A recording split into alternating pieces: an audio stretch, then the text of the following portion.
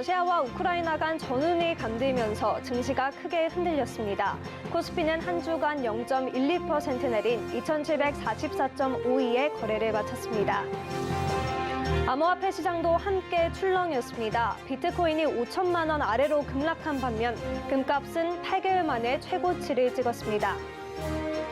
서울시가 역세권 활성화 사업을 본격 추진합니다. 상도역과 방학역, 이하역 인근 지역에 공동주택과 편의시설 등을 조성해 공급합니다. 코로나19 신규 확진자가 처음으로 10만 명을 돌파했습니다. 정부는 영업시간 오후 10시 인원 6명을 골자로 한 새 거리두기 조성안을 발표했습니다. 생경제 라이브 시작합니다.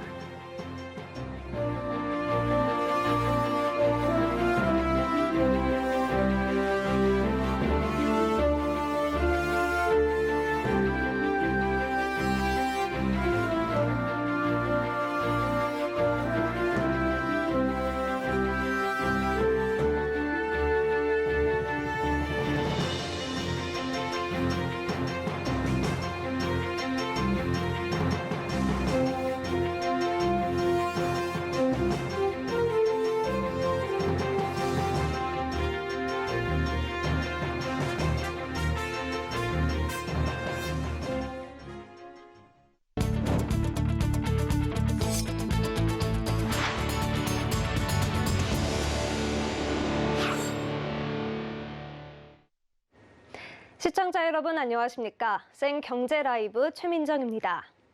이번 주 발표된 1월 FOMC 의사록이 시장 예상치에 부합하며 증시가 반등하는 모습을 보였습니다.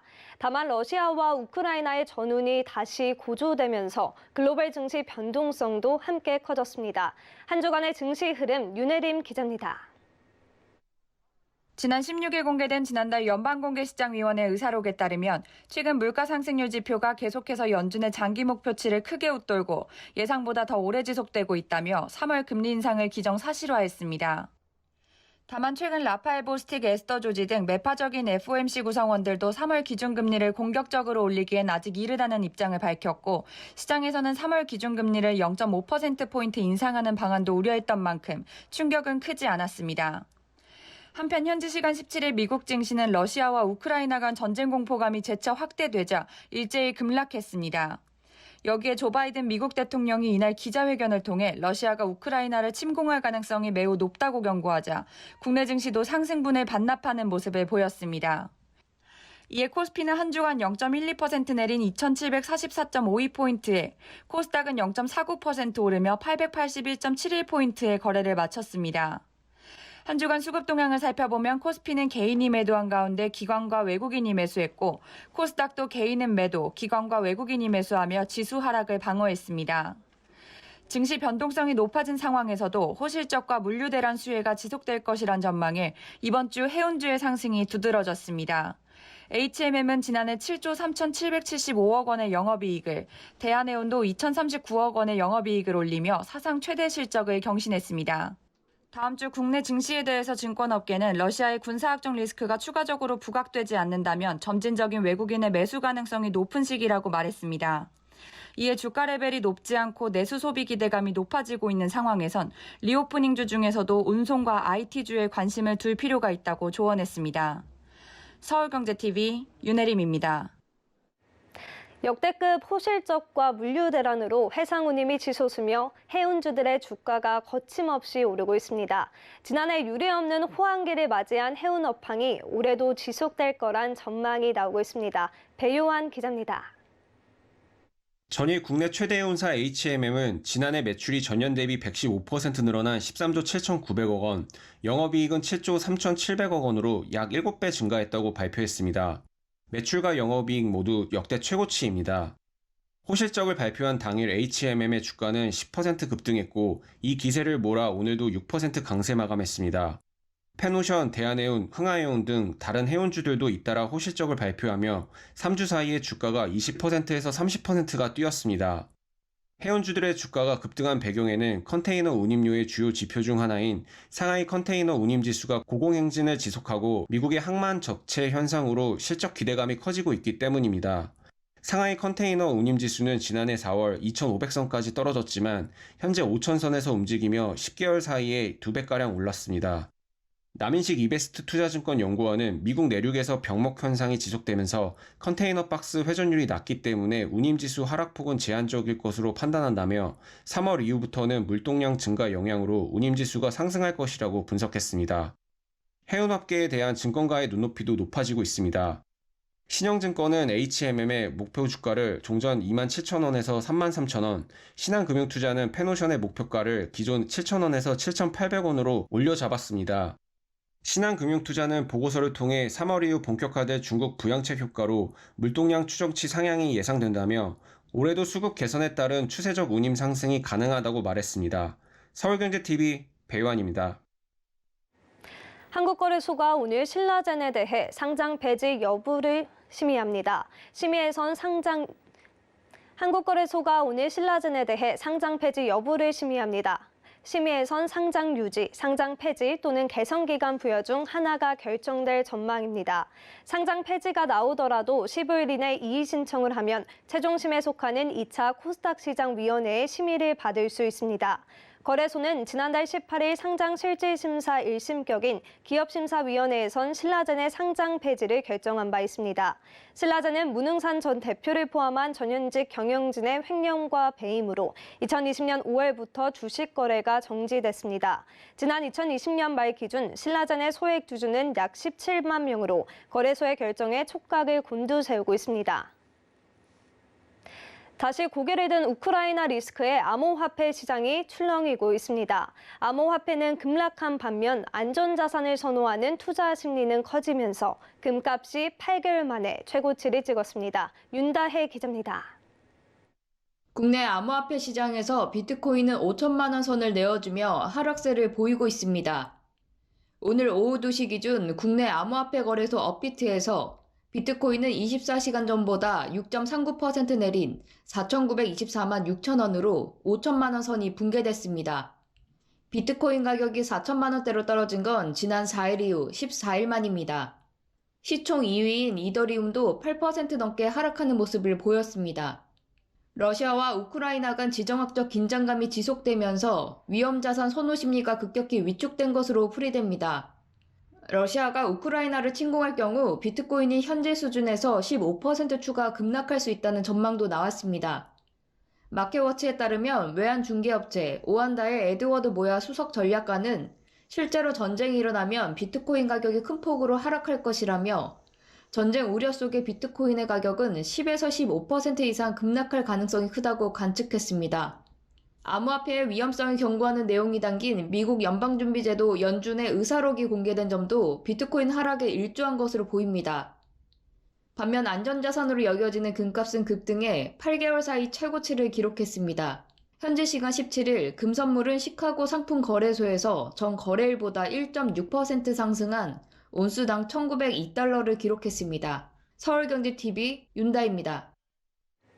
서울시가 역세권 활성화 사업에 속도를 올리고 있습니다. 시는 지하철 상도역과 방학역, 미아역 인근 지역에 대해 공동주택과 편의시설 등을 조성해 공급하기로 결정했습니다. 설석용 기자입니다.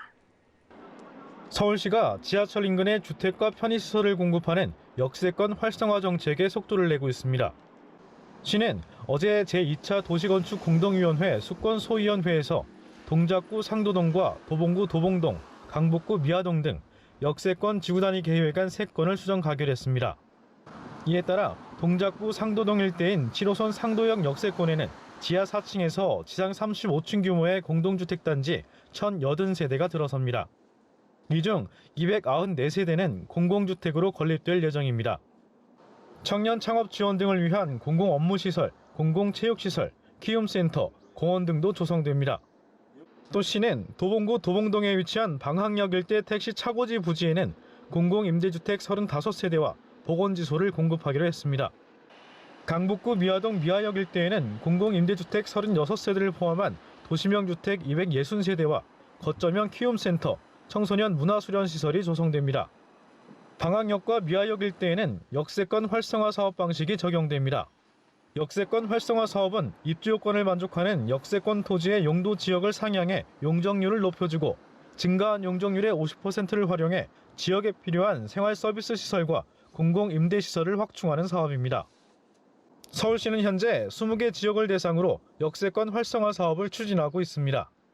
시는 방학역과 미아역의 경우 향후 건축위원회 심의 등 절차를 거쳐 2024년 준공을 목표로 사업을 진행할 계획이라고 밝혔습니다. 서울경제TV 설석영입니다. 코로나19 신규 확진자가 처음으로 10만 명을 넘긴 가운데 정부가 오늘 새로운 사회적 거리두기 조정안을 발표했습니다. 중앙방역대책본부는 이날 0시 기준 국내 코로나19 확진자 수는 10만 9,832명으로 집계됐다고 발표했습니다. 정부는 식당과 카페 등의 영업시간 제한을 기존 오후 9시에서 오후 10시로 1시간 연장하기로 했습니다. 대신 사적 모임 인원 제한은 최대 6인으로 유지됩니다. 다만 현장의 피해를 고려해 정부는 3월 말 종료되는 소상공인 자영업자 대출의 만기 연장과 원리금 상환 유예 조치의 시한 연장을 적극 검토하겠다고 밝혔습니다. 이번 조정 방안은 내일부터 다음 달 13일까지 약 3주간 적용됩니다. 다음 달 시작 예정이었던 청소년 방역 패스는 한 달 미뤄진 4월 1일부터 시작됩니다. 코로나 사태가 장기화되면서 집에 머무는 집콕족이 늘어났죠. 여기에 프랜차이즈 커피 가격도 줄 인상되자 홈카페 시장이 더욱 활기를 띠고 있다고 합니다. 보도에 김수빈 기자입니다. 집에서 카페 분위기를 내고 커피를 타 마시는 홈카페족이 늘고 있습니다. 오미크론 대유행으로 소비자들의 외출을 자제하는 분위기에 커피 전문점들의 가격 인상까지 겹치면서 집에서 직접 커피를 내려 먹는 소비자들이 많이 늘었습니다.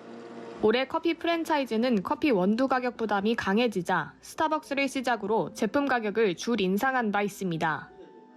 코로나 상황도 시간이 갈수록 악화되자 현대인의 고정 지출 중 하나가 돼버린 커피를 집에서 즐기는 사람이 자연스레 늘고 있는 겁니다. 실제 커피 원두, 캡슐 그라인더 등 커피 관련 용품이 소비자들 사이에서 관심을 끌고 있습니다. 마켓컬리에 따르면 커피 관련 홈카페 상품 판매량이 2년 만에 6배가량 늘었습니다. 전동 커피 그라인더가 가장 높은 판매량을 보인 가운데 카푸치노나 라떼를 만들어 먹을 수 있는 우유 거품기도 판매가 늘었습니다. 전자랜드 역시 지난달 커피 머신 매출이 전년 동기 대비 20% 늘었고 롯데 하이마트는 50%가량 증가했습니다. 이렇다 보니 홈카페 관련 시장도 자연스럽게 커지고 있습니다. 가전업계에서는 부쩍 늘어난 홈카페족을 공략하기 위해 드립백부터 거품기, 닭이 세트 등 다양한 이색 아이템을 지속적으로 선보이고 있습니다. 요새 주요 제조업체에서도 반자동 커피 머신과 같이 초보자도 집에서 쉽게 카페 분위기를 낼 수 있게 신제품을 많이 출시하는 추세입니다. 합리적 가격으로 개인의 취향에 따라 커피를 즐기고 있는 사람들이 늘고 있는 만큼 앞으로도 홈카페에 대한 수요는 지속적으로 증가할 것으로 보입니다. 서울경제TV 김수빈입니다. 식품 물가가 나날이 치솟는 가운데 결국 소주 가격도 인상됐습니다. 하이트진로는 오는 23일부터 참이슬 후레쉬와 참이슬 오리지널의 공장 출고가를 7.9% 인상한다고 밝혔습니다.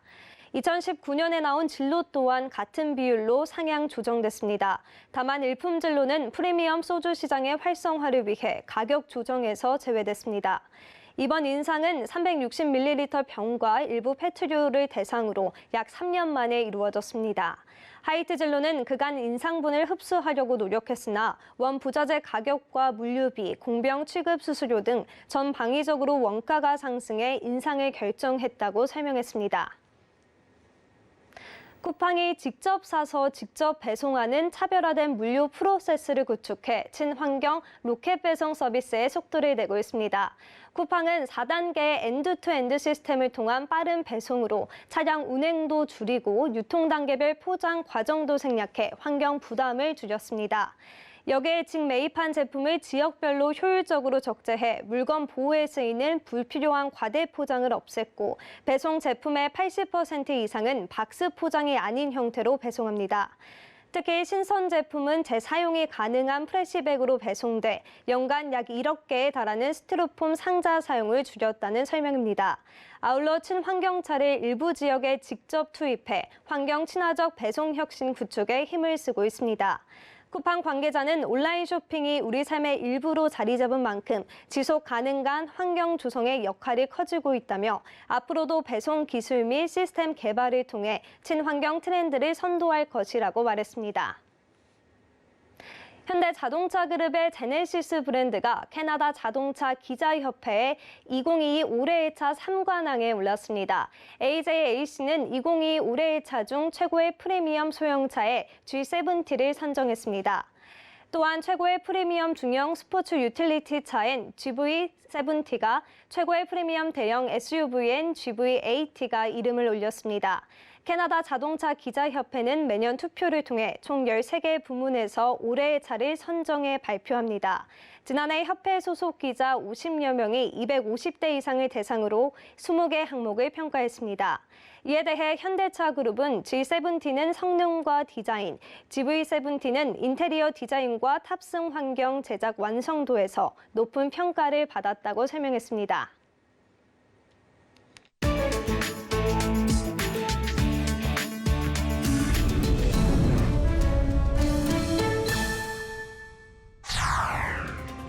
러시아 푸틴 대통령이 군사훈련을 종료했으며 우크라이나 인근 군대를 철수했다고 말한 가운데 볼로디미르 젤렌스키 우크라이나 대통령이 현지 시간 16일 지상군 훈련 현장을 방문했습니다. 이번 훈련은 지휘부 눈보라 2022의 일환으로 전투작전 중 지상군 배치 운영을 연습하는 데 초점이 맞춰졌습니다. 부대는 훈련 과정에서 다양한 화기를 사용하며 진행했습니다. 훈련장 지휘관 중 한 명은 지상군은 포병, 탱크, 장갑차, 대전차 로켓, 총기 등 모든 무기를 사용하고 있다고 말했습니다. 한나말리아 우크라이나 국방부 차관은 우리는 어떠한 시나리오에도 준비가 돼 있고 국가를 지킬 것이라고 국가 수호의 의지를 보였습니다. 한편 러시아가 군 철수를 주장하고 있는 가운데 바이든 미국 대통령은 러시아의 우크라이나 침공 가능성이 여전히 있다고 주장하고 있습니다. 또 우크라이나 내 친러시아 반군이 통제하는 지역에 우크라이나군이 공격을 감행했다는 소식이 들어오는데 여전히 전운이 감돌고 있습니다. 귀엽게 차려입은 강아지들이 결혼식을 올리고 있습니다. 사랑의 증표로 발자국이 찍힌 인증서도 있습니다. 현지 시간 14일 페루의 수도 리마에서 사랑의 날인 발렌타인데이에 강아지 커플들이 100년 가약을 맺었습니다. 이날 8쌍의 강아지 커플이 결혼식을 올렸고 함께 열린 강아지 결혼식 복장 대회에서는 세바요스 씨의 강아지들이 우승을 차지했습니다. 페루에선 발렌타인데이에 형편이 되지 않아 개인적인 결혼식을 열 수 없는 커플들이 한 번에 결혼을 하는 문화가 있는데 이런 풍토를 강아지 결혼식을 통해 비꼰 겁니다. 강아지들은 결혼증명서에 자신의 발자국을 찍어 결혼증명서를 만들어 합법적인 부부가 됨을 증명하고 주인들도 이를 축하하며 강아지들과 함께 사진을 찍었습니다. 세계에서 가장 무거운 무게의 딸기가 기네스북에 등재됐습니다. 이스라엘의 농부 차이 아리엘 씨가 키운 딸기 무게는 하나에 무려 289g으로 보통 딸기 품종의 약 5배에 달합니다. 기네스북에 따르면 이 딸기의 길이는 18cm, 둘레는 34cm라고 밝혔습니다. 아리엘 씨는 지난해 가족농장에서 이 딸기를 재배했고 기네스북 등재를 위해 거대 딸기를 냉동실에 보관해오다 결국 기네스북 등재라는 꿈을 이뤘습니다. 그는 딸기를 들었을 때 놀라운 느낌이었다며 당장 차를 타고 온 동네 사람들을 불러 자랑했다고 말했습니다. 이어 기네스북 등재 순간을 오랫동안 기다려왔다고 덧붙였습니다. 세계에서 가장 무거운 딸기의 종전 기록은 2015년 일본 농부가 키운 250g이었습니다. 브라질 리우데자네이루주의 산악지대를 휩쓴 파괴적인 산사태와 홍수로 인한 사망자 수가 증가하고 있습니다. 브라질 페트로폴리스에서는 지난 15일 3시간 동안 258mm의 비가 쏟아지는 수십 년 내 최악의 폭우와 홍수로 산사태가 일어나면서 많은 주택들이 매몰됐습니다. 리우데자네이루주 경찰은 이번 사태로 인해 최소 117명이 사망하고 116명이 실종됐다고 밝혔습니다. 현재 시간 17일에도 작은 산사태가 발생했지만 인명피해는 없었습니다. 다만 산사태가 일어날 위험은 계속되고 있는 것으로 알려졌습니다.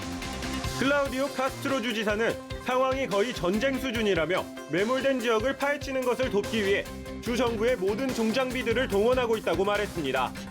그는 이번 폭우는 페트로폴리스 내에서는 1932년 이후 90년 만에 최악의 비라며 누구도 이런 폭우를 예상하지 못했고 이번 주말까지 비가 더 내릴 것으로 예보됐다고 덧붙였습니다.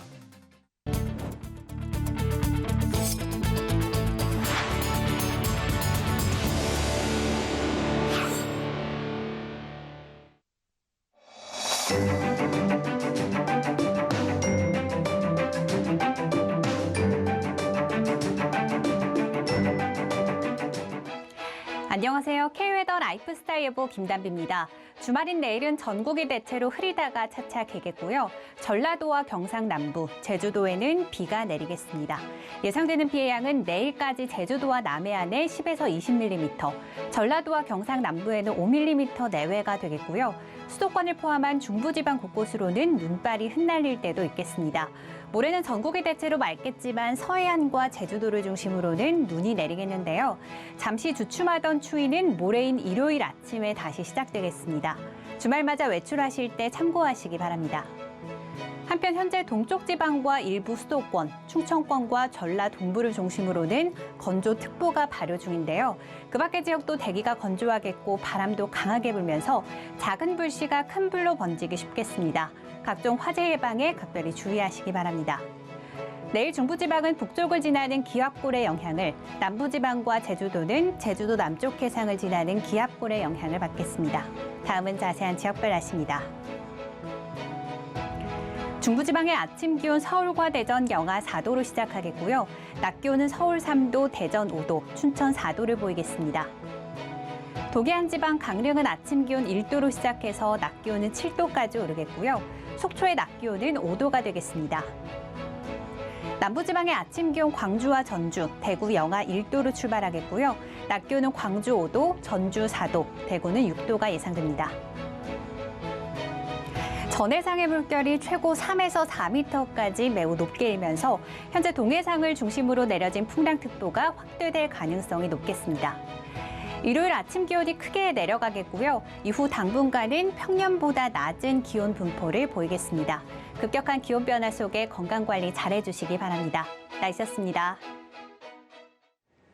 센 경제라이브, 저희가 준비한 소식은 여기까지입니다. 시청해주신 여러분 고맙습니다.